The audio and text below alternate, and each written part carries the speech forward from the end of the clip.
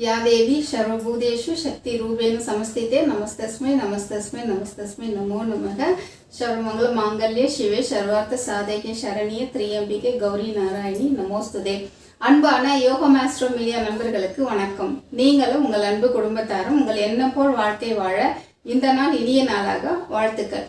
இந்த நாள் மட்டும் இல்லைங்க, நீங்கள் வாழ்கின்ற ஒவ்வொரு நாளுமே மகிழ்ச்சியாகவும் சந்தோஷமாக வாழவும். நீங்கள் தெரிஞ்சோ தெரியாமலோ நிறைய தவறுகள் பண்ணியிருக்கலாம், தப்புகள் பண்ணியிருக்கலாம், சந்தர்ப்ப சூழ்நிலை காரணமாக மனசாட்சிக்கு விரோதமாக நிறைய செயல் செஞ்சிருக்கலாம். ஸோ இந்த செயலில் இருந்தால் நீங்கள் மீண்டு உங்கள் வாழ்க்கையில் அந்த கர்ம வினை தாக்கம் ஏற்படாமல் இருப்பதற்கு ஒரு அபூர்வமான ஒரு நாள் இந்த ஆண்டு வருகிறதுங்க.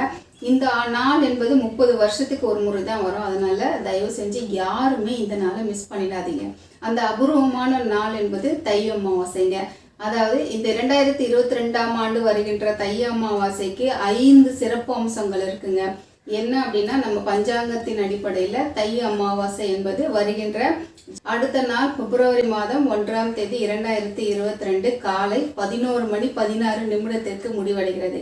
அதனால தை அமாவாசை என்பது செவ்வாய்க்கிழமை ஒன்று. இரண்டாவது என்னன்னா, திருவோணம் நட்சத்திரம் காலை 11:16. மூன்றாவது நாமயோகம், வியத்தி பாத நாமயோகம். அடுத்து 4வது கரணம், நாகவ கரணம். 5வது 30 வருடத்திற்கு ஒரு முறை கர்மஸ்தானம் என்கின்ற 10ஆம் இடத்துல சனி பகவான் இருக்காங்க. சனி பகவான் அவரோட வீட்டிலே இருக்காங்க. அவர் ஒரு சுத்தி முடிக்கிறதுக்கு 30 வருஷம் ஆகும். ஒரு இடத்திலிருந்து அதே இடத்திற்கு அவர் திரும்ப வருவதற்கு 30 ஆண்டுகள் ஆகும். 2022ஆம் ஆண்டு இந்த 5 சிறப்பு அம்சங்கள் இருக்குது. சனி பகவான் 30 வருடத்திற்கு ஒரு முறை தான் அவருடைய மகர ராசி கர்மஸ்தானத்திலே இருக்கிறாரு. அடுத்தது என்ன அப்படின்னா, அமாவாசை திதி தை மாசம். மூன்றாவது என்னன்னா, நட்சத்திரம் திருவோண நட்சத்திரம், பெருமாளுடைய நட்சத்திரம்.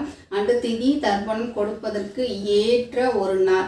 மூன்றாவது என்னன்னா, நாமயோகம். நாமயோகத்துல வேதிபாத நாமயோகம் நம் முன்னோர்களுக்கு திதி கொடுப்பதற்கு உண்டான ஒரு அற்புதமான ஒரு நாள் தாங்க இந்த வேதிபாதம். இதுவும் நம் கர்ம வினையை நீக்குவதற்கு உகந்த ஒரு நல்ல யோகம்.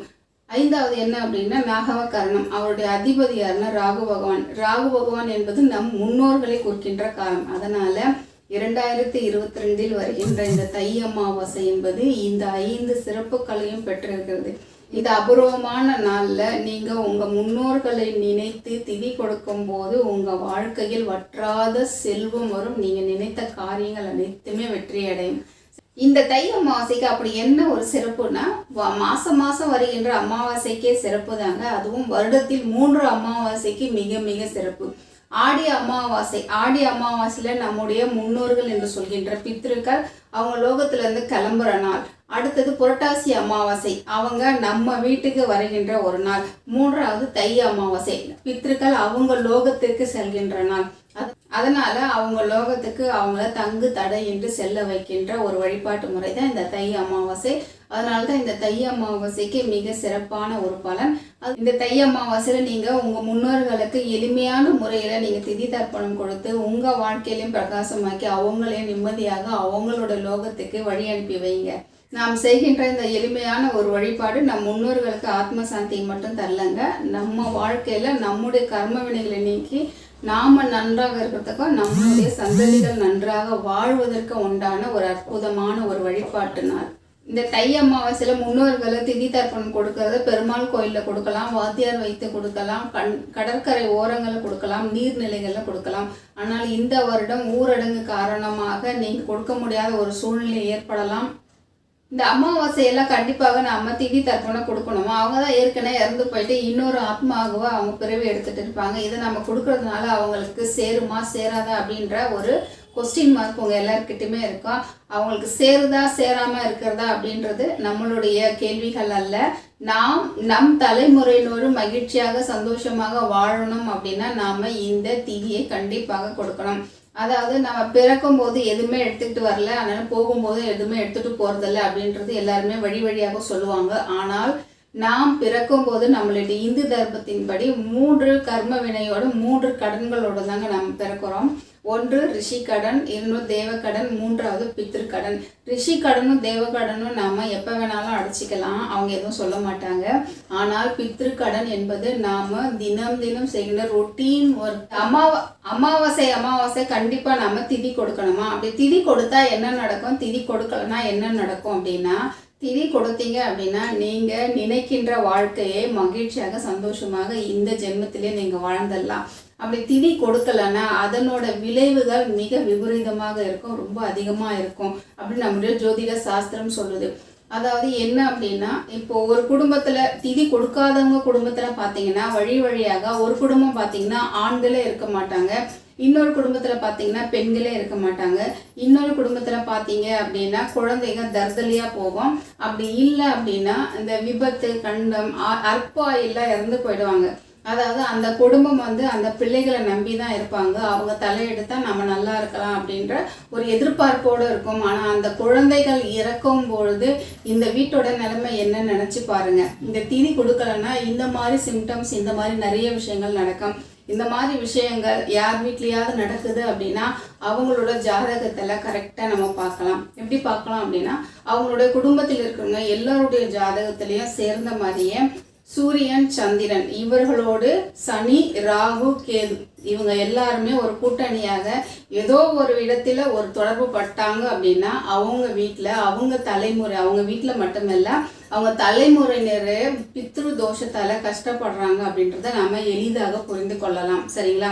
ஸோ இந்த மாதிரி விஷயங்கள்லாம் ஏன் பண்ணணும், ஒரு 365 நாளில் ஒரு அரை நாள் அவங்களுக்காக நம்ம கொடுக்கலாமே. அப்படி கொடுத்தீங்க அப்படின்னா அவங்க மட்டும் நல்லா இல்லை, நாமளும் நல்லா இருக்கிறோம், நம்மளோட சந்ததியினரும் நல்லபடியாக வாழலாம். ஸோ இதுக்காக நீங்கள் 365 நாளில் ஒரு அரை நாள் அவங்களுக்கு நீங்கள் செலவு பண்ணி அவங்களுக்கு என்னெல்லாம் பிடிக்குமோ அதெல்லாம் நீங்கள் செஞ்சு வச்சு அவங்கள திருப்தி அடைய வச்சிங்க அப்படின்னா உங்கள் வாழ்க்கையில் மகிழ்ச்சி கண்டிப்பாக வருங்க. இந்த அமாவாசை வழிபாடை நீங்கள் புரோகிதர் வச்சும் செய்யலாம், இல்லை கோயில்களில் வச்சும் செய்யலாம், நீர்நிலைகள் கடற்கரை ஓரம் அப்படியும் நீங்கள் செஞ்சீங்க அப்படின்னா ரொம்ப நல்ல பலன் கிடைக்கும். ஸோ அந்த மாதிரி வசதிகள் இல்லை அதுக்கு மாதிரிலாம் எனக்கு நேரங்கள் கிடையாது அப்படின்னா நீங்கள் வீட்லேயே எளிமையான முறையிலேயே நீங்கள் இந்த திதி தர்ப்பணம் அவங்களுக்கு கொடுத்துடலாம். அதுக்கு தேவையான பொருட்கள் என்ன அப்படின்னா, ஒரு பெரிய தாம்பூலத்தட்டை எடுத்துக்கோங்க, கருப்பு எள்ளு, தர்பை, நீர். தர்பை என்பது கேது பகவான், நீர் என்பது சந்திரன், எள்ளு என்பது கர்மக்காரகனான சனி. ஸோ இதுலேயே நம்மளுடைய கர்ம வினைகள் நமக்கு யாரெல்லாம் கொடுக்குறாங்க அப்படின்ற ஒரு கனெக்டிவிட்டி உங்களுக்கு இந்த பொருட்கள்ல இருந்து உங்களுக்கு கிடைச்சிடும். சரிங்களா? ஸோ நீங்கள் காலையில் 11 மணி 16 நிமிடத்திற்குள்ள இந்த தர்ப்பணம் கொடுக்குற வேலையோ திதி கொடுக்குற வேலையோ நீங்கள் செஞ்சிட்டீங்க அப்படின்னா உன்னதமான ஒரு பலன் கண்டிப்பாக உங்களுக்கு கிடைக்கும். முன்னோர்களை நினைத்து, அதாவது கூட்டன் பாட்டி, பாட்டன் பாட்டி, தாத்தா பாட்டி இந்த மாதிரி அவங்க பேர்கள் தெரிஞ்சிச்சுன்னா அவங்க பேர்களை நீங்கள் நினச்சிட்டு உங்களுக்காக நாங்கள் இன்னைக்கு திதி கொடுக்குறோம், நீங்கள் இதை ஏற்றுக்கொண்டு எங்கள் வாழ்க்கையில் வசந்தத்தை கொடுத்து நீங்களும் மகிழ்ச்சியாக இருங்க, உங்களோட அருள் ஆசை எங்களுக்கு கொடுங்க அப்படின்னு சொல்லிட்டு எள்ளும் தண்ணியும் நீங்கள் இறைச்சிங்க அப்படின்னா இந்த திதி தர்ப்பணம் என்பது எளிமையான ஒரு வழிபாட்டு முறையில் போய் சேர்ந்துடும். எள்ளும் தண்ணியும் நீங்கள் இறைச்சிட்டு அடுத்தது படையல். உங்கள் முன்னோர்களுக்கு என்னென்ன உணவு வகைகள் பிடிக்கும்னு உங்களுக்கு தெரியும், அந்த விஷயங்கள் எல்லாம் நீங்கள் செஞ்சுட்டு அதன் கூட முக்கியமாக சேர்க்க வேண்டிய ஒரு உணவு தானியம் கருப்பு உளுந்து. இந்த கருப்பு உளுந்த இந்த உணவு வகையில் ஏதாவது வகையில் நீங்கள் சேர்த்துட்டீங்க அப்படின்னா இன்றைக்கு நீங்கள் செய்கின்ற இந்த அமாவாசை திதி வழிபாடு உங்கள் முன்னோர்களுக்கு உடனடியாக கொண்டு போய் சேரும். அதனுடைய பலாபலன்கள் 200% உடனடியாக உங்களுக்கு வந்து சேரும், காரிய சித்தியை தரும். நீங்கள் இன்று செய்கின்ற இந்த காரியங்கள் அனைத்துமே சித்தி அடைவதற்கு இந்த கருப்பு உளுந்து எந்த வகையிலாவது நீங்கள் இந்த படையலில் சேர்த்துடுங்க. அடுத்து மிக முக்கியமான ஒரு விஷயம், இப்போ எள்ளும் தண்ணியும் கொடுக்க முடியாதவங்க நீங்கள் படையல் போடும்போது ஒரு சிட்டிகை எள்ளு இந்த சாம்பார் சாதத்துலையோ இல்லை தயிர் சாதத்துலையோ கொஞ்சம் மேலே தூவி விட்டுட்டீங்க அப்படின்னா இந்த படையல் என்பது உங்கள் முன்னோர்களை போய் சென்றடையும்.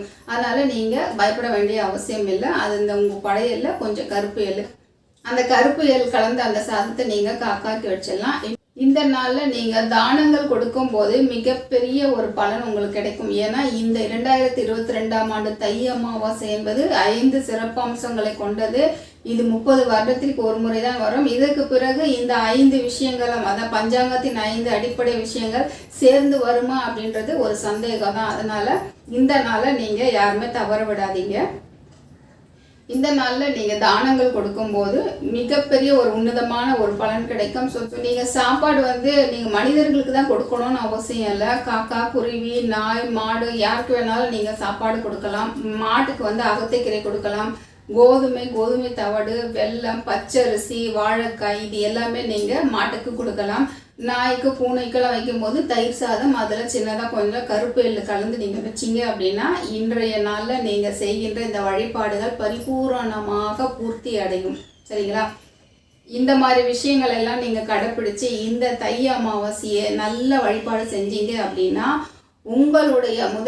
உங்களுடைய பொருளாதார தடை மீளும். இந்த கர்ம வினை என்பது முதலில் பொருளாதார தடையை தான் கொடுக்கும், பிறகு உயிர் காரகத்துவத்தை நமக்கு கிடைக்க விடாமல் தடுக்கும். இது ரெண்டும் தான் இந்த வாழ்க்கையில நம்ம பிறந்த பிறவிக்கான ஒரு புண்ணியமான ஒரு சில விஷயங்கள்.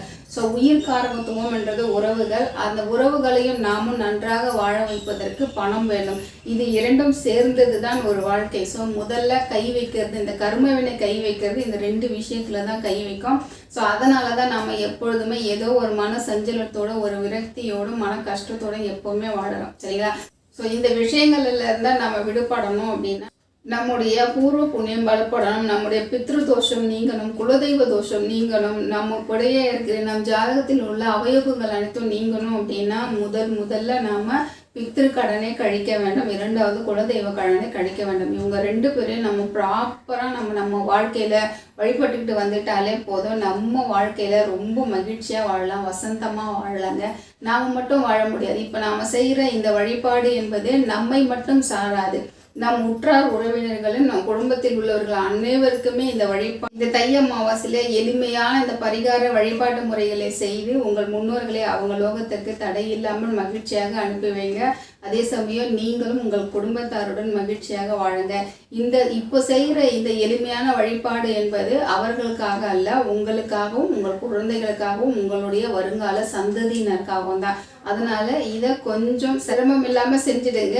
இந்த நாள் என்பது 30 வருடத்திற்கு வருகின்ற ஒரு அபூர்வமான ஒரு நாள் தான். இதுக்கு அத்தனை அளவுக்கு ஆகர்ஷண சக்தி இருக்கு. முன்னோர்களுடைய கடனை தீர்ப்பதற்கு உண்டான ஆகர்ஷண சக்தி இந்த வருகின்ற 2022ஆம் ஆண்டு தை அமாவாசைக்கு இருக்கு.